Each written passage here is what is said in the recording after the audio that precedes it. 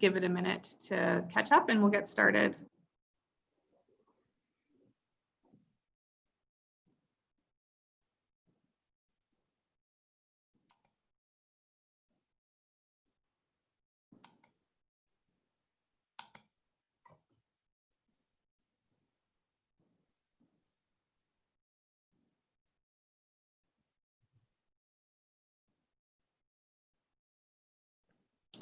All right, I think we've caught up here, so I'm going to go ahead and get us started. Hi, everyone. Thanks for joining us at another media briefing. Today is Tuesday, July 28th. Today we will have remarks from Medical Officer of Health, Dr. Hsiu-Li Wang, and Regional Chair Karen Redman. I'll also provide an enforcement update at the end. Before I pass it over to Dr. Wang, just a note about our media briefings. So as we head into August, we are going to continue the media briefings as Medical Officer of Health updates.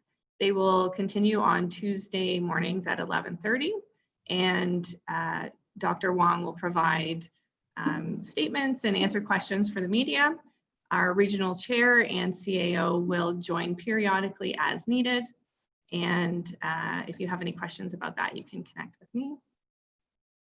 So with that, I will pass it over to Dr. Wang for her update. Go ahead, Hsiu-Li. Thank you, Bethany. So good morning, everyone. The overall status of COVID-19 remains stable in Waterloo region. As of this morning's dashboard update, we have 41 active cases. A total of 50,206 tests have been performed in Waterloo region, with positive results for approximately 2.7% of all tests. A total of 1,224 cases, or 88% of positive cases in Waterloo region, are now resolved. There is currently one outbreak in a long-term care home and no outbreaks in other congregate settings or workplaces. On this morning's dashboard, we have released two new graphs, one showing the evolution over time in the number of cases by transmission type, and the other showing the evolution over time in the number of cases by age group. That's under the characteristics tab of our dashboard. Since my update on July 7th regarding the age groups, only one age group has had an increase in cases in the double digits, and that is the 20 to 29-year-old age group. They went from 204 cases on July 7th to 227 cases total on July 27th. Since May 25th, when the province opened up testing to anyone who would like a test, the biggest change in age distribution of positive cases has been in the 19 or under and 20 to 29-year-old age groups. Before May 25th, these age groups consisted of 15% of all cases, but since May 25th, they make up 40% of all positive cases. We have heard concerns about people not following public health practices, particularly in bars or nightclubs. Under Stage 3 guidelines, bars and nightclubs are permitted to reopen if they are able to operate like a restaurant, including using table service rather than bar service for food and drink orders. We have been speaking with owners and operators and business associations to support them in the implementation of the new measures. Along with our enforcement partners, and now including the Alcohol and Gaming Commission, we have also increased our monitoring of these settings. Over the weekend, there were no significant enforcement issues observed. Education was provided to address requirements around physical distancing. Operators have been receptive and they want to do the right thing. We will continue to monitor the situation closely with our enforcement partners. There may always be some isolated situations that arise. In terms of the trends we're seeing among our positive cases, what we're noticing is that common risk factors include larger family gatherings or larger social circles. International travel also continues to be a risk factor. Returning travelers are reminded they must isolate for 14 days upon their arrival in Canada. And they must avoid contact with household members who did not travel with them. They are to wear a face covering if a distance of 6 feet from others in their place of isolation cannot be maintained. And we ask them to regularly clean commonly used spaces. For gatherings, residents are reminded to stick to their social circles. This should be a small group of up to 10 people where you may have close or physical contact. Your social circle is a fixed group and doesn't fluctuate depending on the activity or gathering. So it's not one group of 10 people one day and another group of 10 people another day. Whether your social circle has 2, 5, or up to 10 people, it's the same 2, 5, or up to 10 people. We all need to maintain physical distancing with anyone outside of our social circle. We can continue to enjoy summer as well as continue to reduce the risk for COVID-19 transmission. Take time to think of ways you can minimize the risks when spending time with others. When making plans, try to keep gatherings small. Try to limit the duration of gatherings. Try to spend more time outdoors if possible. In closing, I appreciate that spending time apart from loved ones has been difficult and that there is a certain degree of caution fatigue, but we are doing really well in Waterloo Region. Let's continue to protect each other. Thank you. Thanks, Dr. Wang. I'll pass it over to Chair Redman. Go ahead, Karen. Thanks, Bethany.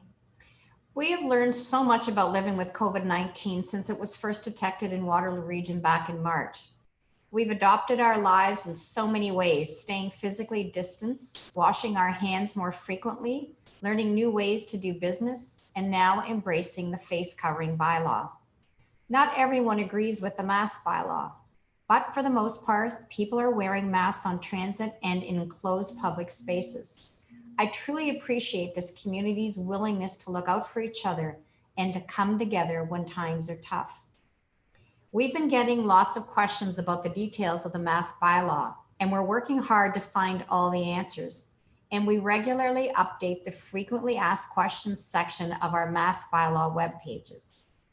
But I think it's important for all of us to remember why we're doing this and get back to the basics. Masks help protect other people from our respiratory droplets. Masks are just one tool to help fight COVID-19. We can't forget the other important health measures like hand washing and physically distancing.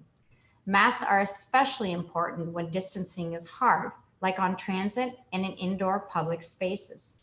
Finally, if you're around others outside of your circle and you're unsure whether the bylaw applies, just wear a mask.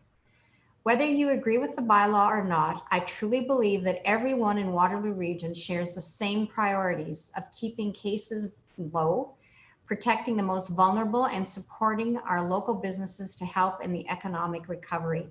I want to thank everyone for pulling together as a community, wearing face masks, and adapting to our new normal. Thanks. Thank you, Karen. So I will give a brief enforcement update, and then we will turn it over to the media for questions. So with regard to the mask bylaw, Bylaw enforcement is reporting that overall community compliance continues to be fairly strong. People want to do the right thing. Bylaw has not responded in person to any calls or complaints. However, they continue to provide education. There have been about 100 calls and emails with questions and complaints since my last update. And website, or rather mask bylaw, public education continues through our website and through advertising. Bylaw in general, so a bylaw update, police, regional municipal bylaw staff, and public health staff have attended about 160 site visits since my last update. About 60 of those required education and or warnings, and about 100 didn't require any action. There have been no new charges. Sites visited include private residences, businesses, and parks. So that's it for my enforcement update, and I will turn it over to the media for questions. Today, let's start with Kate. Hello, good morning. I sent an email, Bethany, I'm not sure if you got it, regarding the people that did have parties and they were charged. I'm thinking particularly in Waterloo. Did we ever find out the age groups that those groups were in? So I did get your email and I asked around. I don't believe that that data exists. It may anecdotally. I certainly don't have it, but I don't believe that that data is collected when site visit or charges are laid. Fair enough. Okay. Dr. Wang, I kind of wanted to focus on the fall a little bit. And I'm wondering if you can kind of take us through the conversations that have been happening between public health and the testing partners about what the fall looks like, you know, with the flu and common cold coming back. What are sort of some of the major topics of concern that are being raised? Well, thanks for the question, Kate. So the main thing is we are preparing for the possibility of a very busy fall when we generally see flu. And we may also see another wave of COVID. Although I have to say, we don't know what we'll see next with COVID. We don't know if we'll see subsequent waves, or it may be sporadic increases that we have to address. And they may go down and then they may go up again. So we don't know the pattern that we'll see with COVID. But we need to prepare for the possibility of a second wave alongside influenza as it normally circulates in the winter. That said, the precautions that we are putting in place for COVID also should have some effect on influenza. You know, we're going to continue to need those precautions that we've been recommending for COVID for quite some time. We don't know when we'll not need them at this point. It's really making sure that we can take all that we've learned from the first wave and apply it in our preparations for the second wave. You know, a lot of the activities in normal life as well as in healthcare have resumed. And, you know, as much as possible, we want to try to maintain those activities, both in normal life as well as in healthcare. So a lot of discussion has been around, you know, how do we strike that balance? If cases should start to rise, you know, how can we perhaps adjust services in healthcare, for example, you know, in a way that allows us to respond to the increasing cases without having to necessarily stop other procedures. So it's going to remain a balancing act. And you know, that requires some preparation in advance to think about, okay, how would we scale down? How would we scale up? And how do we do that in a way, you know, that again, tries to maintain as much services as we can for the population while still making sure that we can respond to the potential for growing cases of COVID. So, you know, there's a lot of that work going on behind the scenes. And everything that we can do as a community to try to keep our rates low before we enter potentially a second wave is going to help us during the second wave. It's just going to make it, you know, harder for the second wave to catch and really grow quickly. So that's why it's still very important to do everything we can to keep our rates as low as they can be going forward. I'm wondering, is there any sense now regarding symptoms that will give testing partners, like, are we just going to test everyone who has symptoms for the common cold and the flu as well? Like, I would think that would really put a strain on, you know, lab capacity. Yeah, and that's why testing partners are also working very hard on increasing testing capacity. And the provincial laboratory system is working very hard on increasing capacity to turn around results quickly, because we anticipate that we're not going to be able to tell the difference between symptoms of the flu or other respiratory viruses and COVID. They share many symptoms. And so we're going to have to do a lot of testing. So increased testing capacity is something that testing partners locally as well as provincially are working hard on. What we are seeing, fortunately, is provincially, you know, although it's had its bumps, as we know, they are increasingly testing a greater number of, processing a greater number of tests across the province. And, you know, the more that they do that, the more that they'll be ready to continue to process at those volumes and potentially higher. But it is an area that we have to do a lot of work on still. And, you know, so far, so good. Great. And if I can switch to Chair Redman, in regards to the funding announcement that we heard from the federal government and province, you know, FCM made that request back in April for 10 billion. And then there was another month or two of losses, basically. So I know we don't know how much money the region is going to get, but do you think the money allocated by the province will be enough to deal with the deficit that the region is facing? So I guess there's so many unknowns, Kate, and I think, and it does impact public health. I mean, it's all about COVID related issues. The reality is the $4 billion announced is great news. We asked for it to be flexible. We asked for it not to be an application process. We asked for the $2 billion stream for transit. All of that is good news. But that really is just to get us through the next 6 to 8 months. And I know Dr. Wang and you were just talking about what's around the corner. What does the second wave look like? What resources will be needed at that point in time? What extraordinary changes are we going to have to make again? And nobody knows the answer to that. So I think it's really good news. I'm happy that it's flexible. I think Premier Ford really lobbied hard and heavy for Ontario. Some of the arrangements, whether it's how we fund housing or shelter or a few other services like childcare, are pretty unique to Ontario. So I think he made a very strong case to the federal government, and I know that the Quebec Premier did as well. So it's good news. I don't know that it will answer all of the deficits that we have to date. I think the mask wearing is really to keep the incidence of COVID-19 down, but it's also to make people more comfortable with going back and using public transit. So, you know, we're charging again, revenues will be back up.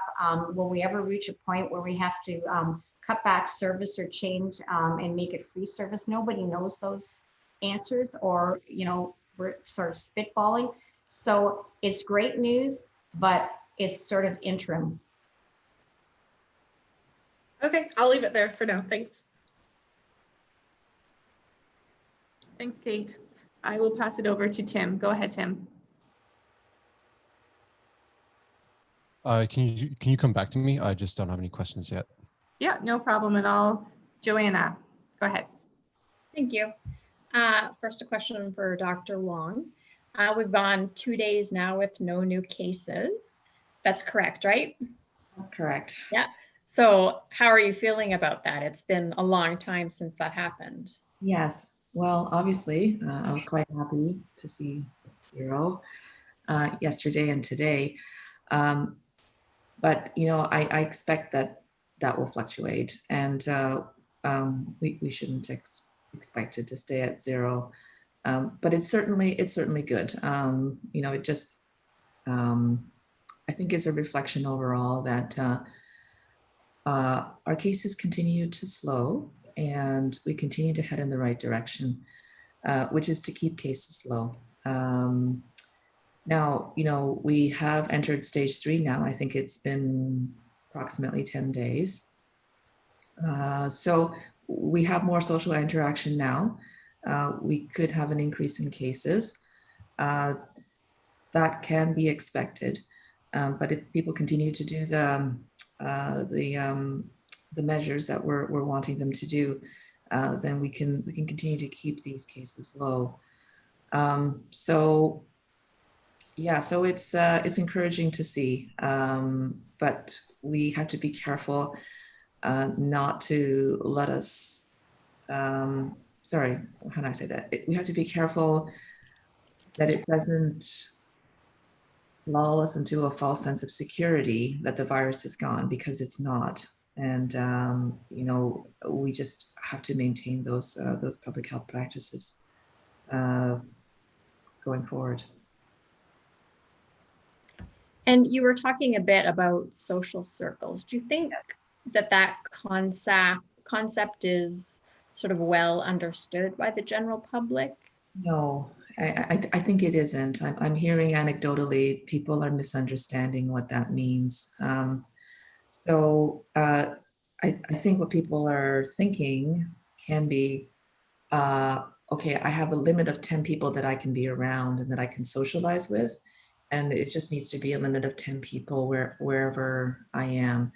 And it's really not that. It's a limit of up to 10 people that you would be able to be in close contact with and have physical contact with.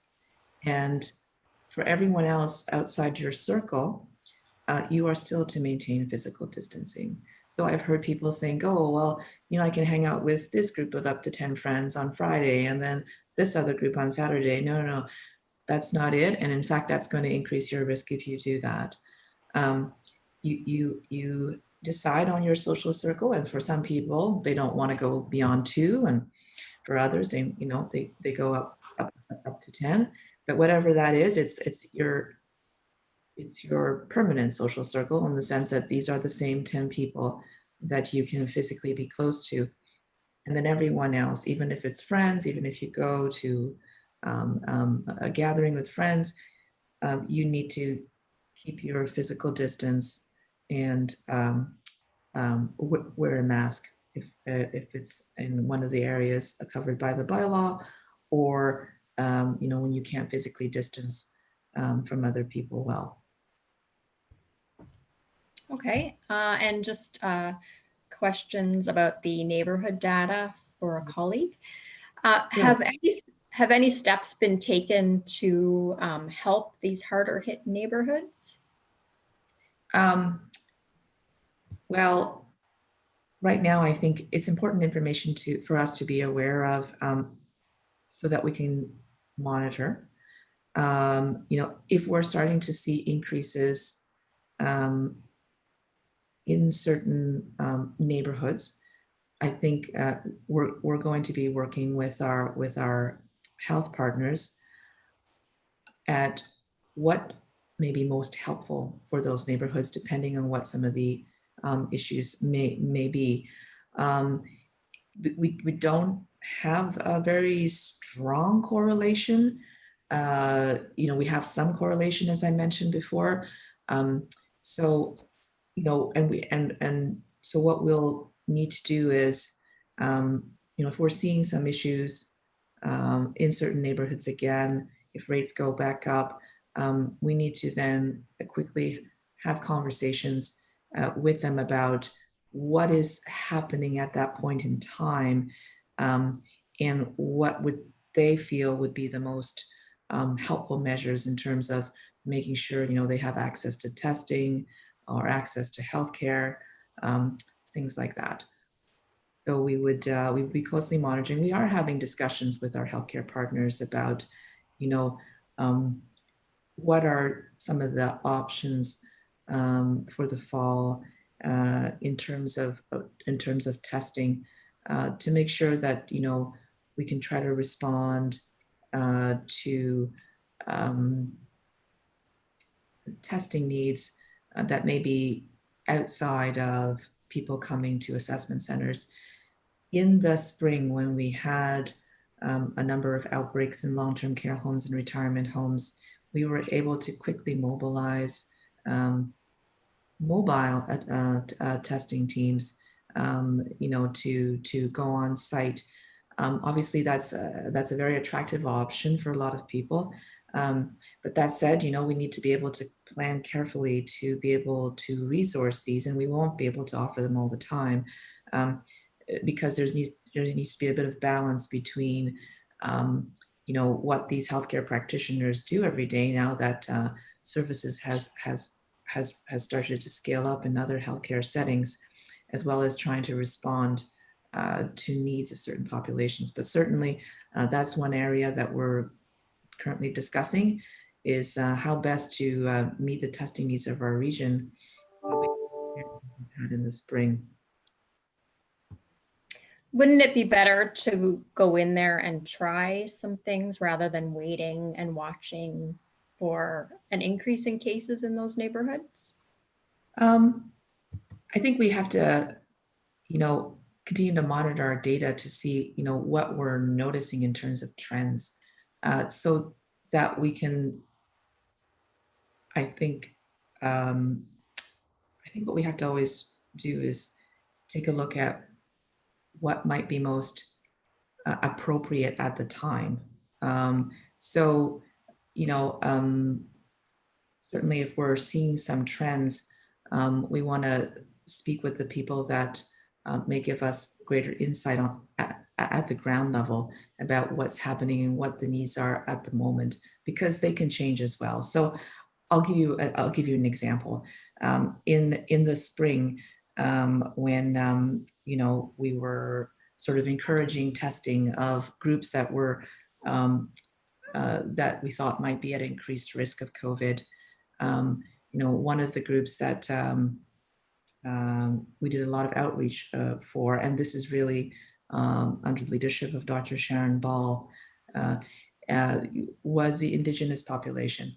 And, we worked with them, and again, they were letting us know sort of how they would like the service. And it's not necessarily what people might anticipate, right? So we have to work with those groups to find out what would serve them best. But they decided on some neighborhood clinics, and we held some neighborhood clinics, and they were open to everyone who wanted to come. So there were specific settings, but they can be they can be interventions and points in time, and so we have to basically remain flexible and responsive to needs as they emerge. I would say that's the approach that we're looking at. Okay, I guess some people might wonder why collect this data and map out the neighborhoods if then, there's not going to be sort of actions that come out of that. Yeah, I understand what you're saying. I think, what we saw in the spring, there was the strongest correlation that we saw with the neighborhood data was with the outbreaks, right? And so I think there's a certain the strong influence of the outbreaks on the neighborhood. So it's something we're going to continue to consider as we move forward. Okay, thank you. Thanks, Joanna. I will pass it over to Nicole from CTV. Go ahead, Nicole. Hi, good afternoon. Considering the dashboard is set up where you've listed outbreaks and you'd have listed outbreaks in the past for long-term care homes and whatnot, considering that, students will potentially be going to school, will you consider, or is the public health having discussions or considering listing schools that have 1 or 2 cases of COVID-19, and could you potentially list them, as staff or students, considering they're going to be large settings? It's something that whenever we look at or consider public disclosure, it's something, the things that we consider include, is there a need to publicly disclose in order to help inform the population? So obviously, and of course we would balance, is there a need to protect privacy as well? So I can't answer your specific question right now in terms of what exactly we will do, but in general, if we thought there was a setting in which there was a greater risk of COVID, and that the populations or the general public could be at increased risk, yeah, we would generally provide that information. And there's a lot of parents wondering what they should do this school year. A lot of, polls are going out, surveys are being done. What advice do you have for parents in regards to returning their children back to school during the pandemic?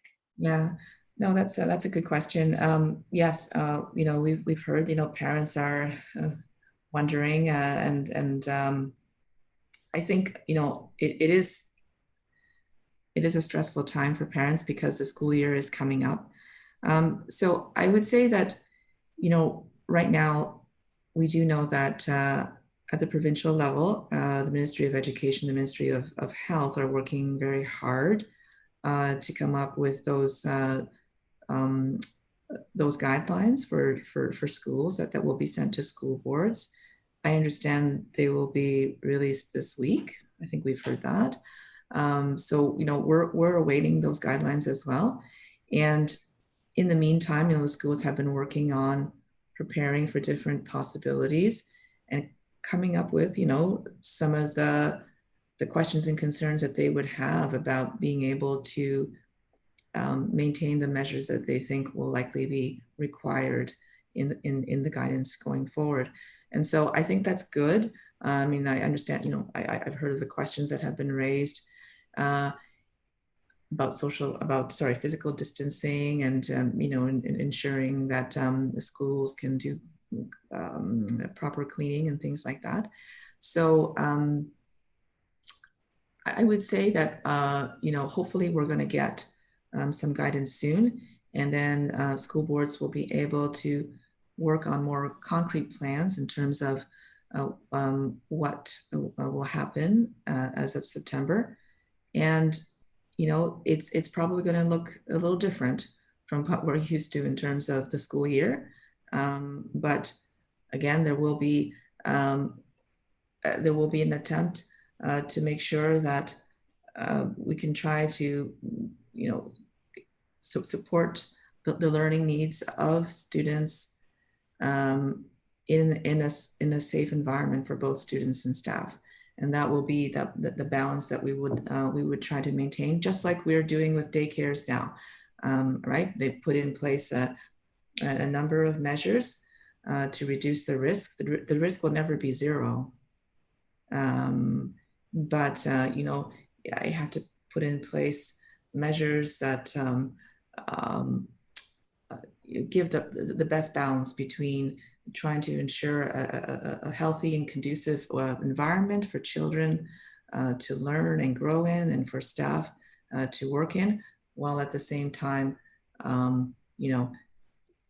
keeping the risk of COVID and the spread of COVID low. Because, Chair Redman has something to.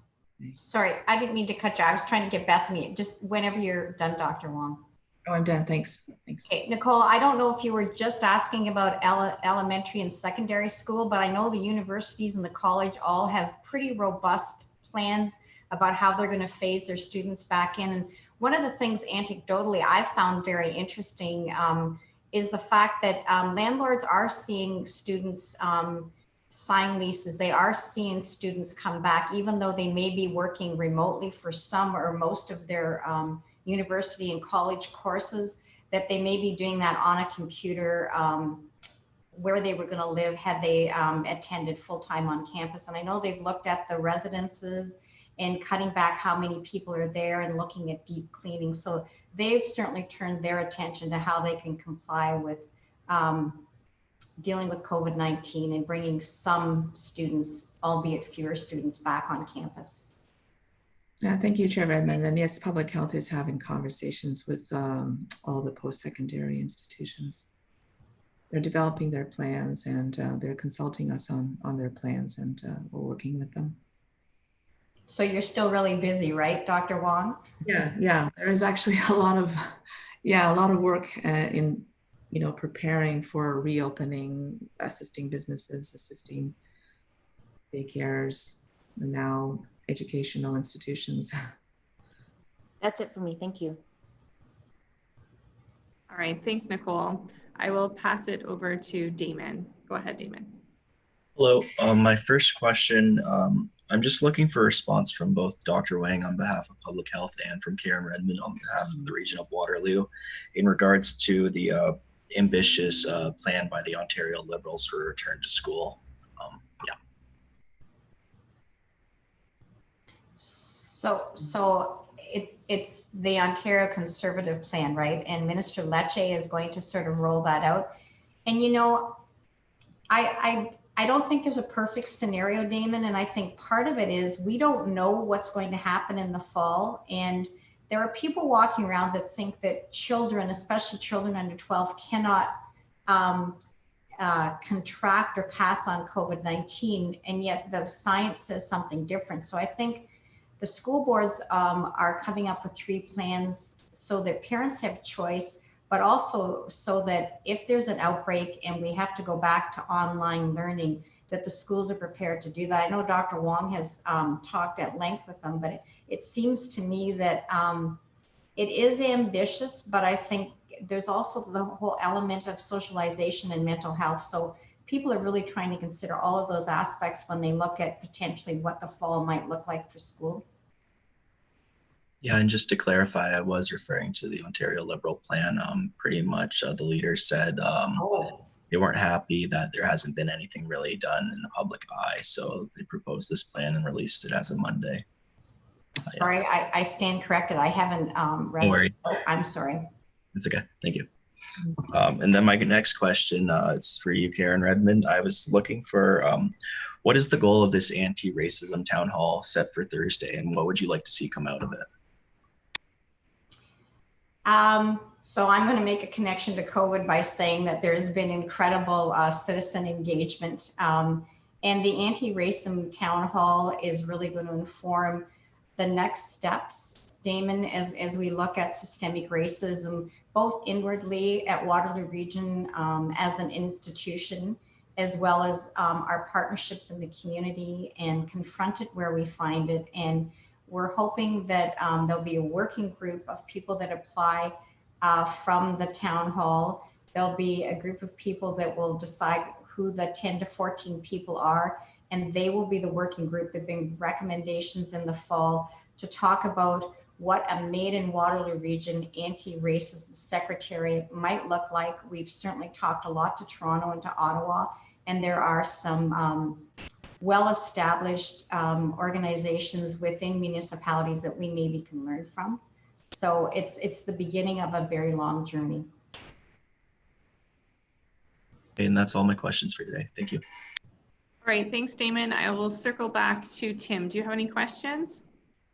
Yeah, I just have one regarding the new graph on the characteristics page and about what the conversation was about university students coming back. Would that would that potentially increase, specifically the age group of 20 to 29, would that potentially increase with students coming back into the region in the fall? Yeah, if there's more social interaction and there isn't a lot of adherence to public health practices, definitely, there can be spread among that age group. So yeah, so that's one of the reasons, we are working with the post-secondary institutions regarding their plans for how they are going to try to encourage the public health practices that we've been recommending amongst their student population. So yeah, it's something that, with the way that we've graphed it now, it becomes easier to sort of watch the trends over time, right? Even for me, it wasn't easy, even though I was getting numbers every day. It wasn't easy for me to necessarily notice that the trends that I think are a lot more visible now with the way that we've graphed it.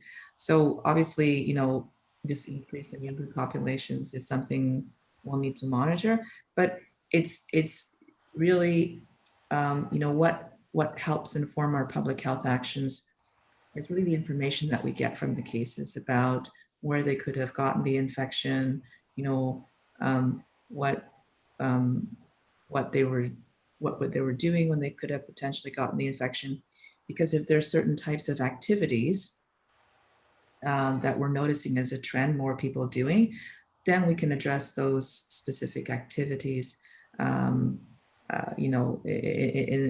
a more tailored way. So, so that's why, what we've noticed is that in general, not only among younger people, but also among people that in higher age groups, there was a general trend of more people gathering in larger gatherings or larger social circles and not being very adherent to the public health practices. And, that's what we were seeing among our more recent cases.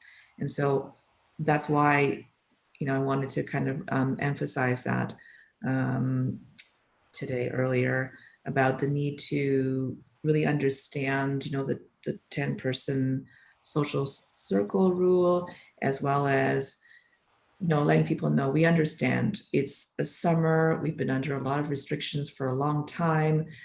It can be tiring, but these are the types of activities that we've seen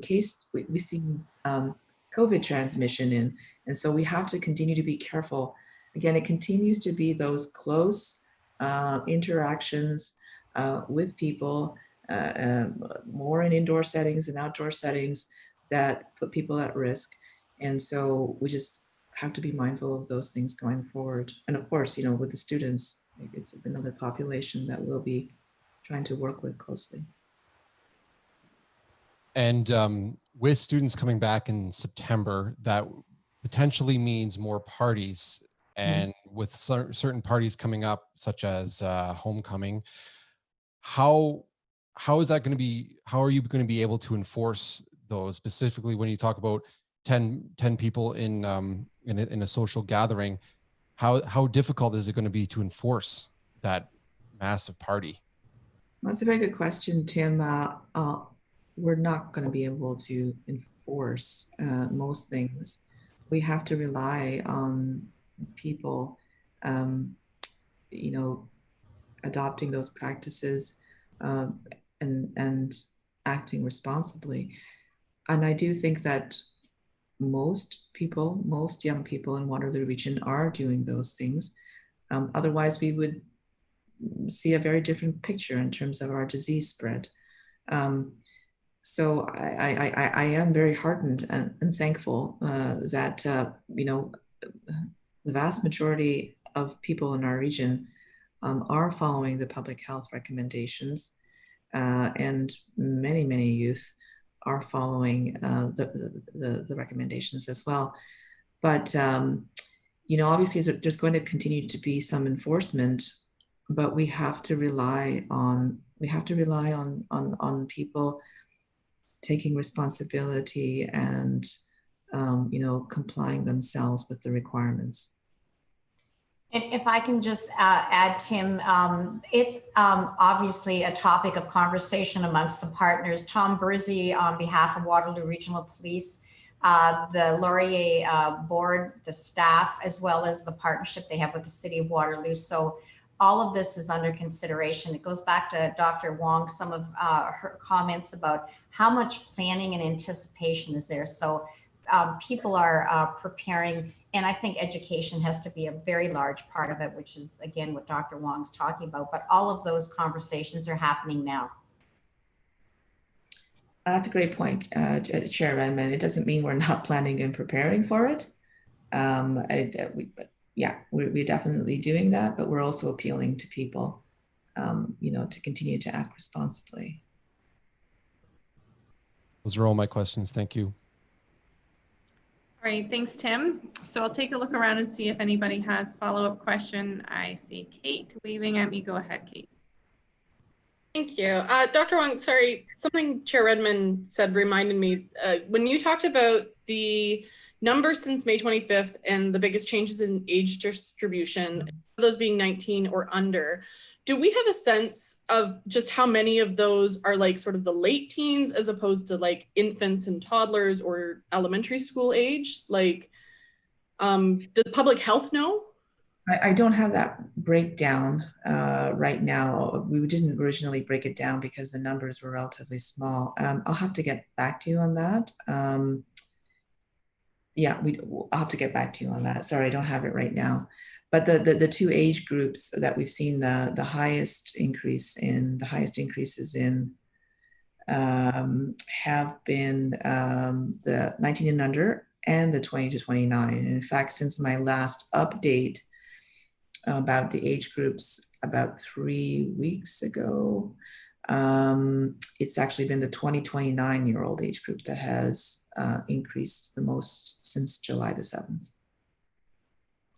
I would suggest maybe Bethany or whoever sends it out, I would guess that my colleagues on this call would also be interested in those numbers. So, and Dr. Wang, I just also wanted to ask you, I mean, we talk about individuals having COVID fatigue, and so that might be why they're slipping a little bit on following the recommendations. But what kind of fatigue are you feeling and your staff feeling, particularly when you see people who are out there, they're questioning their science, they're questioning the public health measures, they're questioning the bylaw, and they don't believe it. You know, what does that do for you on a personal level? Yeah, so thanks for the question.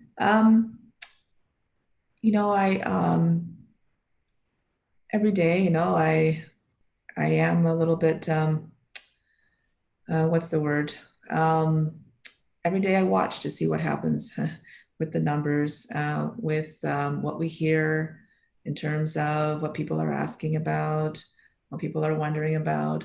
So, it is sort of a state of constantly being vigilant, so to speak. And so it can get a little tiring if you're doing that all the time, which is why, try to take breaks here and there. It is something I think, for our staff, some of the things that we've tried to do to slow the pace now that, we don't have as many cases are things like, for example, not updating our website with numbers from Friday to Sunday. That always leads to a relatively significant jump compared to the other days, because we're dealing with 3 days worth of data on Mondays. But it's allowed, a chance for staff to, really like take a break compared to the 7-day-a-week or 6-day-a-week routine that they had, with the understanding that we could go up again and we may need to provide more frequent updates again. So I would say that, there's a certain fatigue that comes with always kind of being on alert to new and emerging trends and questions that, change over time as we evolve in the different phases. Yeah, so I would say, you know, sometimes some of the things that healthcare providers themselves don't do, or not necessarily healthcare, there's a lot of work going on from other groups of providers, you know, community service providers. You know, it's not just health, but all those people that are working in response, I think, you know, we don't really know when this will end. We think, you know, it won't be anytime soon that we'll see a vaccine and or an effective treatment. So this will likely continue for some time, several months, right? Experts have talked about, you know, possibly roughly a 2-year period where we could continue to be in a pandemic. And so, you know, when you don't know how long this will last and you think that it's possible things go up again and you'll have to do additional things during that time, it can be a little tiring. But I have to say, with respect to your second question, yes, I know there are people that don't agree with some of the things that we've recommended or put in place. But I also remember that many people do. And, you know, and every once in a while we get some encouragement from those people who do, and they tell us and they thank us for doing some of these things. They're not easy for themselves necessarily, but they understand that, you know, it's for the community as a whole. And so that's what I think is very encouraging for our staff to hear, is when they, you know, see that most people are trying to follow the recommendations, and every once in a while they'll get some messages from those people, and that's very encouraging. Great, those are mine. Thanks. Thanks, Kate. Does anyone else have a final question? Okay. I maybe wanted to add, I know this time is, maybe wanted to add just a small thing. It's in response to what Joanna raised earlier. So, you know, we if there are any neighborhood associations or groups like that that would like to, you know, discuss with public health some of the things that they've seen during the first wave, we'd be very happy to speak with them. And, you know, we will think further on the questions that you've raised. So thank you. Thank you. Kate? Sorry, just one more question. Dr. Wang, would you say we're out of the first wave now? It looks like it. It looks like we're out of the first wave. Yes. All right, thanks everyone. So we'll wrap it up. Just a reminder that we're back here next Tuesday, August 4th for a medical officer of health update. And just a note, so Joanna pointed out correctly that the Tuesday afterwards, August 11th, is a committee day. And so Dr. Wang will likely provide an update at committee rather than having this media briefing, but we will let you know ahead of time. All right, so thank you everyone for joining us, and we'll see you next week. Thank you very much. Bye.